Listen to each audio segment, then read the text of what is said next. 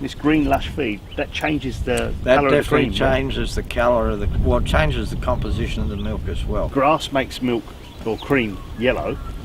It looks like there's more fat in it, but there's just actually the carotene coming through. No, that's only that's the green coming through the milk. Right. As we say, we add nothing, we take nothing away. There's no bulk. That's good. And that's and then we go on to say that, well, of course we produce the best white in the valley. So Jerseys don't necessarily have the most quantity, but the quality is right. Not a high volume cow, but we're averaging.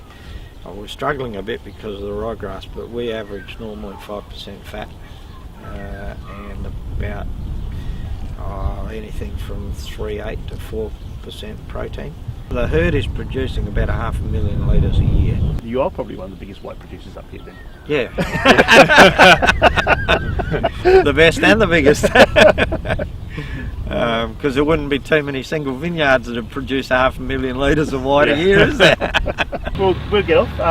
Now we can make some quark. And we can make some butter. So I remember we were out at Koenig's and we got the cream and we said, we can't do this without making butter. Beautiful thick cream, look at that. So we know that this cream here is about 75% butter fat. Which is massive, isn't it? It is. Compared to the cream that you buy in a supermarket, this is really good stuff. It is. But it also, what we're about to do is show you how natural butter is compared to, say, margarine. Yeah. Margarine is a whole lot of chemicals and colours and emulsifiers. Butter is cream, and if you want, salt. That's the option. 1 to 2 ingredients rather than a chemistry set. Exactly. Okay. So if you look at this cream, this was only produced this morning, we saw it running off. So what we're going to do, we're going to take a couple of cups of this, straight into that bowl. Maybe. See how thick it is, there we go. Okay. 500 or 600 grams or so? About 600 grams. Yep. Alright. And just going to whisk it. And it shouldn't take too long, you'll find it will crack. It'll just start to seize, if you like, just starts to get it stiff. Yep. Okay, there we go. Now we're already almost there now. That is. We're almost at butter. So as you whisk it, you see it gets tighter and tighter and tighter. I'll hold that bowl for you. And that will now, you're about 30 seconds away from that being butter. Wow, that is like 30 seconds from start to finish. That's amazing. Right, so what we're doing now, I'm making a mess. if we switch to this little paddle now, because we've done what we needed to do there. Yeah. And it's just a case of now just mixing this down, and you'll start to see this liquid start to ooze out. And that's that liquid that oozes out, that's the buttermilk. That's buttermilk, yeah, that's the water. That's the water component of the cream. So if you're making buttermilk scones or buttermilk pancakes or something, I think because it's got butter in the name, you can be tricked into thinking that buttermilk is maybe unhealthy or not good for you. Yeah. But it's actually got the fat in it. That's left behind, absolutely. Yeah. So you can work that a bit more. You can just start to see it's coming it is becoming wet and sloppy. Would it be easier with the spatula? Or? We can try the spatula. You might have more surface contact. Slightly bigger surface area. There you go. You can hear it too. Yeah, so it's sounding sort of squelchy now, isn't it? Yeah. Now, of course, you could do this in a little Kenwood Chef in a mixer. Yeah. We're doing it by hand just to show you how easy it is, how you don't need equipment. There we go. And you can see all this water coming out. That's your buttermilk. With cream like this, how much buttermilk would you expect to come out versus the amount of butter that you would Well, make? in this one here, if we had a kilo or a litre of cream, yeah, we'd end up with about 250 mils of buttermilk and about 750 grams of butter. Okay, so 75% fat in the cream really correlates to then 75% butter and 25% buttermilk. Absolutely. Which is really, really high, I would think. I can't imagine you get much higher than that. I don't think you do. I mean, this is, as Jeff was saying, their milk protein's running about, well, their milk fat's about 5% of their yield, which is very, very high. You can see as we just work this, more liquid's coming out of it all the time. So how do we know when we're finished here? Okay, so now that's now split. It's cracked, the liquid's all gone. Yeah. What we will do is we'll just pour that buttermilk off, and you can see it comes off without. So that's buttermilk. And what we need to do... Is that buttermilk? So we can save that for some scones later? We just need to wash the butter with cold water, and that washes any of the milk solids that are still left in the butter out. So you just knead it through the cold water. And the colder the water, the better it is, because the butter stays set then. You can just do this a couple of times, change the water. Yeah, because your hands are going to be quite warm as well, so Yeah. nice cool ice water. Yeah. Make your life easier. So just tip that out again into that little thing there. So how many times would you wash this? I'll do it a couple of times. So there we go. I mean, there's no more. You can see no more water coming, no more milky water coming out of that. Yeah. So now it's just a case of squeezing any moisture out.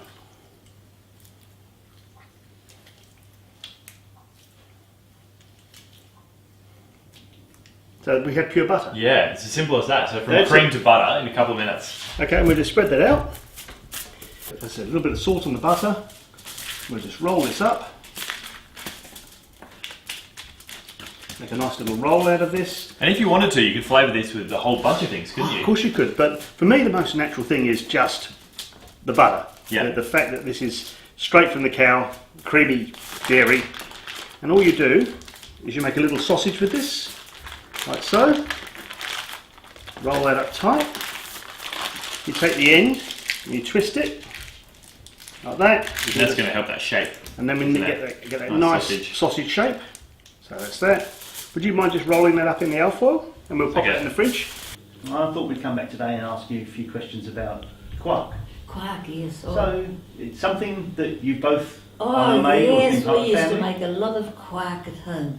Right. But you didn't have rennet or anything like that. You just had milk and let it go sour. Yes. And then you put it in a bag Yep. and you'd hang it up under the veranda until it would drip right out. So you wouldn't put anything in to make it go sour? No. You just But it wasn't- Yes, any milk that was left over, you didn't use it, go sour, and you'd hang it up in a bag. But in those days, milk wasn't pasteurised, was it? That was just fresh, natural milk This straight is from the cow. 100 years ago, just about, you know. Okay. And you just let it hang there Right. till it dripped no more, dry. Did you need to salt it at all, like you would? No, put nothing in it, just the plain milk, sour milk, and you let it drip until it didn't drip anymore.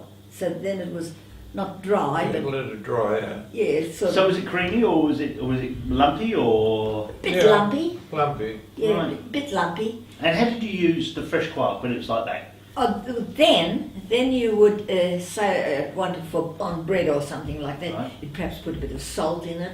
Right. Then you'd put in what you wanted, perhaps a little bit of cream, just to soften it up a bit and mix it again. And did you put caraway in it or not? Oh yes, it depended how far you went. Kimmel. That's caraway. Yeah, Kimmel, yeah. Kimmel. We used to put that in. Then you'd put a few little things in for taste. Right. But the pure quark just on its own was. Did you use it to make desserts, or was that? Do you like a cheesecake from it at all, or?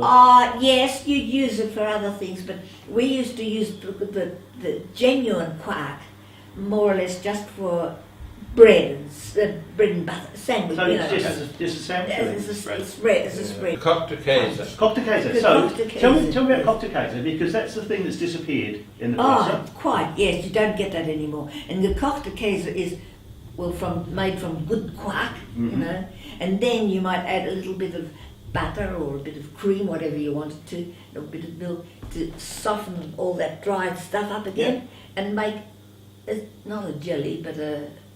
So it's like a spread. It comes like a spread. Yes. And how would you eat that? Just as a spread on bread? Oh or- yes, you could cut it. You could. Oh, you could slice it. Yeah, you could. Yes, it wasn't as hard as cheese that you get there. It wasn't Okay. as hard as that.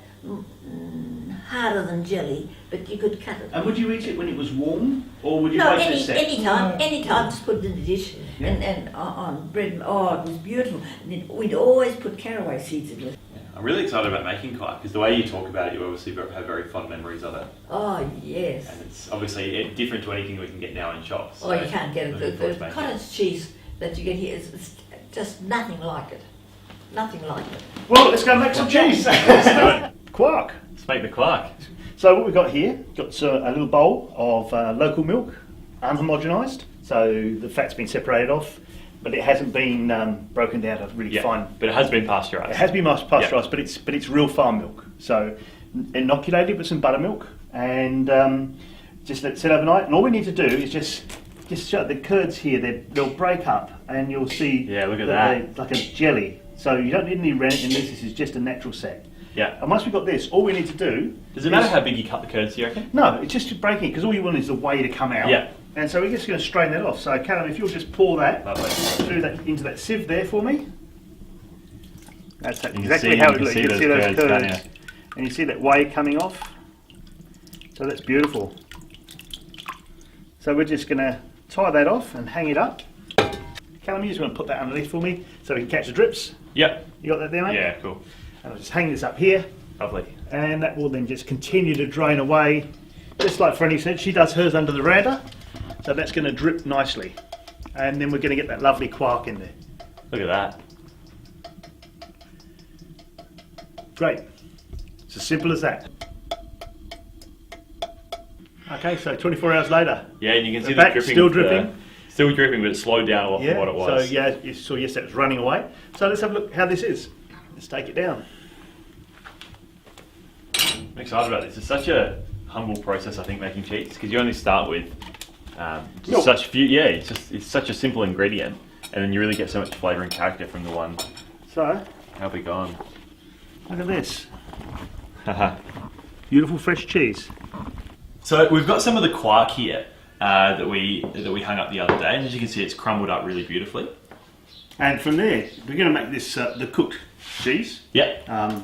And this is a traditional way of using quark when it has gone past it's really fresh. If you remember when we first made it, it was smooth and creamy and you could just spread it on that bread. When it starts getting bit crumbly, you then can turn it into a cheese spread. So nothing's wasted at all. No, nothing. Barossa tradition. Exactly right. So we've got about 500 grams of quark here. We've got a teaspoonful of salt. And we've got a teaspoonful of baking soda. Not baking powder, this is just bicarb soda. And Callum, if you don't mind, can you just knead that through like you're making crumble? And what happens here is that the bicarb soda actually reacts with the acid that's developed in the cheese, and it neutralises it. So is the salt purely just as a seasoning here, or does the salt absolutely. react as well? Salt's part of the seasoning and preservative, if you like. Yeah. And flavouring, because you're taking it from being this fresh cheese to something you're going to use as a spread. And you'll feel it's almost going like kind of fizzy a little bit. Yeah. So, and then we set this aside overnight? Yeah, overnight in the fridge is fine. And you've got that lovely white, creamy looking cheese. When you come back the next morning, it looks like this. Wow, how different does that look? So this is what we made this like. And it's kind of looks like the granules we use to actually keep moisture in your soil. Yeah. Almost sort of, it describes being glassy. Yeah. And I think that's a really good description because it's changed from white, from chalky. white, to really sort of translucent. And it's kind of, you can see how easily this, how soft this still is, and how sort of rubbery this is. Yeah. And So gelatinous. the proteins have been denatured, have been changed by that whole process. Yeah. Fantastic. So what we need to do now is we need to cook this. Yeah. So with this, we need for this mass here, which is about 500 grams of quark as we started, we need 125 mils of milk. Great. And we need to have 80 grams of butter, which we've got over there ready to go. Okay. All right. Let's get to stove and cook it. So we've got 125 mils of milk.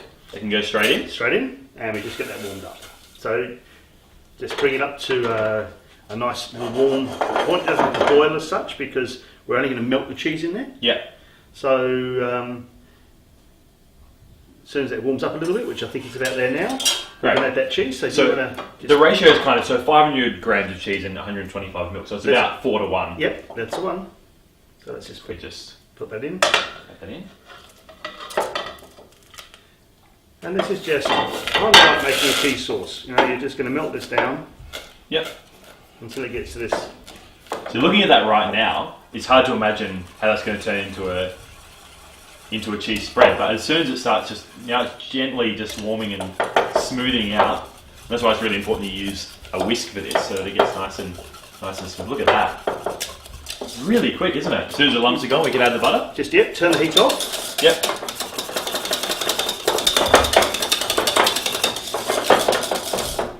Okay. Butter can go in. Lovely. And the butter just gets stirred through. So it's about 80 grams of butter. It goes nice and glossy. You It almost has like looks like kind of white chocolate ganache or something. It does. It looks really like melted white chocolate, doesn't it? Yeah, really shiny. And the last bit, which is the very traditional thing here, is to add the caraway seed. Lovely. So about a tablespoon or so? Yeah, it's a good couple of teaspoons. Yeah. Yeah. And it's gone from something that looked kind of strange and you kind of weren't sure you wanted to put in your mouth when it was at this stage, and now it looks fantastic. It's really come together, hasn't it? So we'll just pour that. So we can do it two ways. We can put it into a jar and keep that for we could seal that. Just pop it in the fridge. There's one. Lovely. Or we can actually put it into a little tub, which we can then turn it out and slice it at a later date. So that's our cooked quark. Lovely. Proof in the pudding. Yes. It's in the tasting. So Exactly right. So we've got our cooked Kaiser, Or our cooked cheese. cooked cheese. Yeah, and we've got our butter butter. here as well. So a little bit of bread, and I think we're off. Excellent. So I'll unwrap the butter. So bread and butter first, you reckon? I think we should. Okay. It really is so simple, isn't it, to make butter from scratch. It really, more people should do it at home, I think. Some for you, Lovely, thank you. and some for me. I think with something that we all eat so often, like bread and butter, and something so simple, you've really got nowhere to hide. No. So when you use good quality ingredients and just prepare them really simply, it's so good. And it's so honest. It really is an expression of the dairy we were at. Yeah. You know, the thing that just came from a cow and a pinch of salt, and that's all it is. And it's just the process to get in there. It's such a simple process. It is. Give it a crack. This one's a bit more complex. You know, we've got to make the cultured milk, you've got to drain it, you've got to salt it, but it's this cheesy spread, which looks fantastic. Ah. There you go, mate. Looking for that. Fantastic. Jump into that.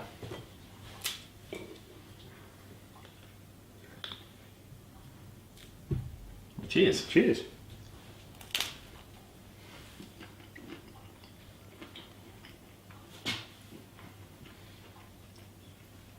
So smooth, texture is. Absolutely Lovely. nothing wrong with that, is there? Yeah. It really is. That's delicious. And just the little subtle flavour from the caraway just comes through nicely as well, but it's not overpowering.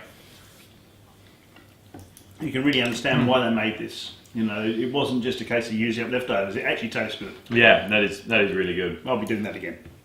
Well, thank you so much for joining Mike and myself in exploring some of the traditional Barossa foods and techniques and traditions. It's really been a lot of fun. I've learned a heck of a lot. Me also. And I'm looking forward to making these dishes going forward again. Great. So thank you. But for now, I think we're going to get back and eat a little bit more of this. I think we are. Thanks.